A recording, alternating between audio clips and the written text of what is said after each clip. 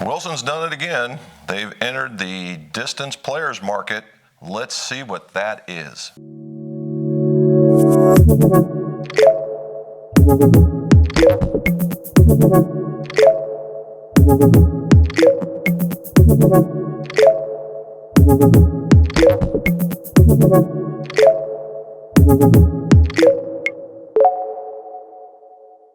Welcome back to mcgolfshop. Jim McCleary, most awarded certified club maker, club fitter. And just as a note, since the last video, which when we talked about the new level irons, which would be up here, we surpassed 10,000 subscribers. Thank you guys so very much for taking notice of the channel. And please leave your comments below, and then that way, you know, I can either turn that stuff into content or just answer your questions. That, you know, to me, I think this is pretty cool because let's face it, the golf niche isn't, you know, a super wide populated area. So getting to this part's actually pretty good, and thank you so very much. As you'll see, my son Shane has put together a new intro for me. Hopefully you guys like it. Leave a comment below and tell me what you think. Wilson, right? Wilson has always been known for irons, and they're making a push to becoming a better than their advertised company. All right, that's about the easiest way to say it. These guys have always had a following in the irons, forged irons. They've had a steep history, we all know that, and they've made their way into the woods market thanks to the new R&D team. And now what they've entered into is the D7. The D7 is the players distance category. Like I've said many times before, this is going to become the area where a lot of the golf clubs are going to be fit. Why? Well, because most golfers assume that they're players. Okay? And we all want distance, right? Distance is what sells. So why not give it to us? So what Wilson has done is they're building off of their D7 line. All right? Their D7 line was just all about being pure distance oriented. That's this one. And it was a takeover from the, you know, there's the D300. And the, you know, a very smooth looking iron in the D category, only to come up with now a slightly smaller, more compact, quite, you know, I think it looks a little bit better, honestly. Less offset, smaller top line, and forged, 8720 forged club. It also sports the power holes at the bottom in order to give you more of that flex in the face. Now what's different this time is that in the bottom in this particular area, instead of just plugging the holes like they've done in the past, they've filled up this, there's a chamber in here, and they've filled it completely with the polyurethane or the urethane, whatever we want to call it, the squishy stuff. And what that's doing is gives it a softer feel, okay? And it does, it gives a softer feel. You know what, I went and talked to them at the PGA show, and let's see what they had to say 2 months ago about this. The D7 franchise in and of itself is designed for a 10+ handicapper that a wide range has a very small, it has a very pleasing visual top line to it when it's packed with technology underneath to help people hit the ball further. But we know when we're doing demo events, we have the player that comes in and goes, yeah, do you have something that's just a little less better, offset, right? And so we had a lot of success with D7. We were coming off of C300 Forge, which was very successful for us. I slayed it with that club. Yes. So the D7, we felt like from our brand that D7 Forge was more applicable because it allowed D7 franchise to continue, and it gives us a different positioning for somebody that's looking at D7 as an option to do something that's a little bit smaller in a blade length. It has the same power holes, compact blade size. Kevin Choi is bagging these now that we've signed him. Really? Yeah. So it's a very playable iron because even tour players like to hit the ball further. Oh, So sure. That's the case. So the D7 Forged is that. It's got a really fast face, got a urethane polymer behind it to make it feel more forged, and then it's got the power holes that really bring the velocity up.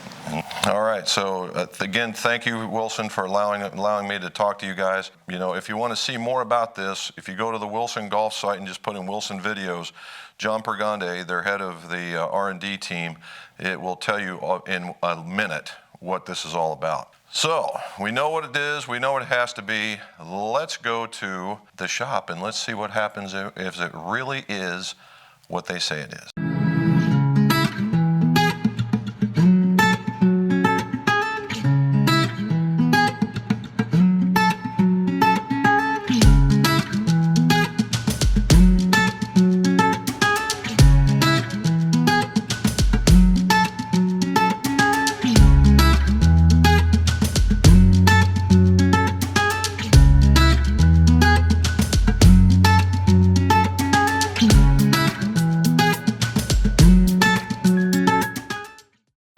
club making shop, and this is a test to make sure that the manufacturer is giving us what they say they're supposed to be, right? Wilson says that the club is supposed to be 61 and 27 and a half. Again, distance player, 61, right in that neck of the woods is a standard loft, or standard lie angle, sorry about that.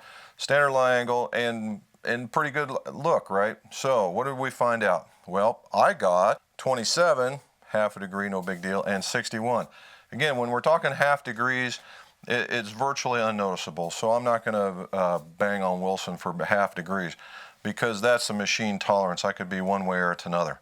I put it on my Mitchell unit, just the opposite. I got 28 and the 61. And so we're close, right? If you split the difference, it's in the half to 27 and a half. So they're giving us what they say they're giving us. And the other thing is when they're built here, we check the loft and lies anyway to make sure that you have your right gapping and your right lie angles anyway. So it's a good thing. But as far as demos go, to make sure it's performing like it's supposed to, we got it. Let's go back into the fitting room and see how they did and what they fit. So now you know what they came out like, just a little bit off, but we fixed that in the custom setting. Now, how did they perform? Well, in kind of growing with you guys, I've learned a few things when I moved from outside to inside, in that when I went to inside, I was just right into hitting balls full swing. Well, as we all know, that's not right. You need to warm up. And that's what I do when I'm outside. I start with a sandwich and work my way up. Well, I did something a little different.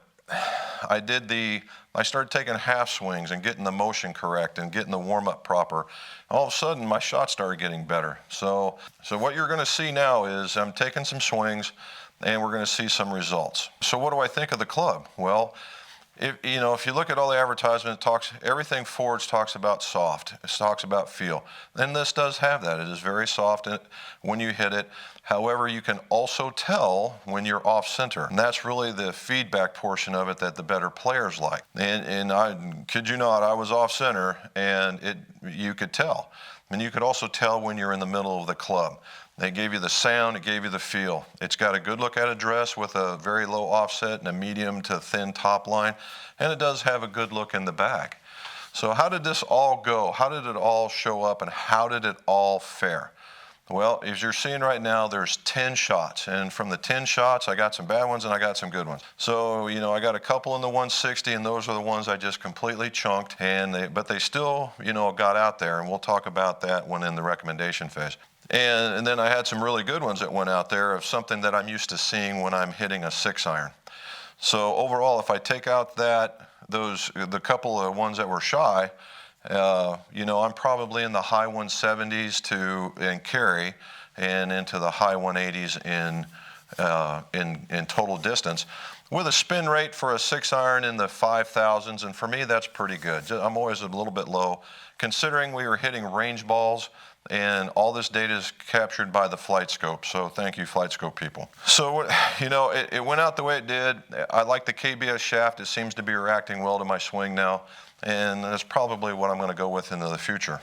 So when I go to recommend this, who's this going to be for you guys, right? How's this going to work? Well, number one, let's talk about the loft.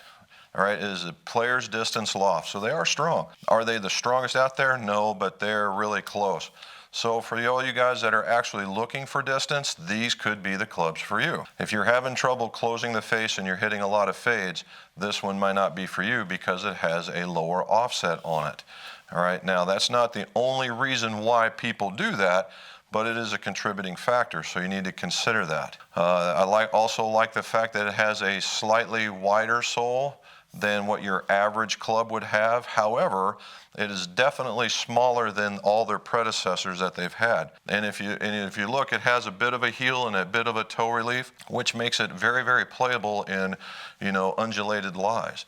So, if you're a guy that takes a fairly large divot, you're going to absolutely enjoy this because it's going to bounce you out and you're going to have a cleaner hit. As far as feel goes, it's very soft. It gives you an appropriate amount of feedback even with graphite shafts. So I don't see any problem with that. The set makeup is 3 through gap wedge. So players, if you're one of those guys that doesn't trust a hybrid or even a low fairway wood, you got a 3-iron. Now I will say the 3-iron's 19 degrees. And I have heard that these 3 and or the 4-iron has made it to the tour at the top end of guys' bags. makes sense, right? You get a very forgiving head. It's better. It could quite possibly be better than a driving iron. So it's working out, right? It gets you down to the gap wedge, which is great because I really don't dig sand wedges in the set. I just don't. It's just me. But I think they made a proper decision by not adding that in there. You know, under that bell curve, this could fit, I would say, from the middle of the bell curve going to the far end of the bell curve towards the player's end. Big divot takers, or even, I'd say regular to heavy divot takers, guys that can get the club closed, looking for some distance, like the look of a really sharp club in the bag, and, you know, and don't mind a custom fit. And those are really the guys that probably enjoy this. Now, if you're having a problem getting the club closed and you still like the look of the club, then go with the regular D7 because they're very, very strong as well. You still get them out there, get them closed in your middle of fairway with your buddy that's gaming these. And that's the way that one goes. If you have any questions about the D7, please put them down in the show notes. And I will ask Mr. Pergonde or the guys at Wilson, and we'll get you some answers. And as always, let's see your scores. Go low.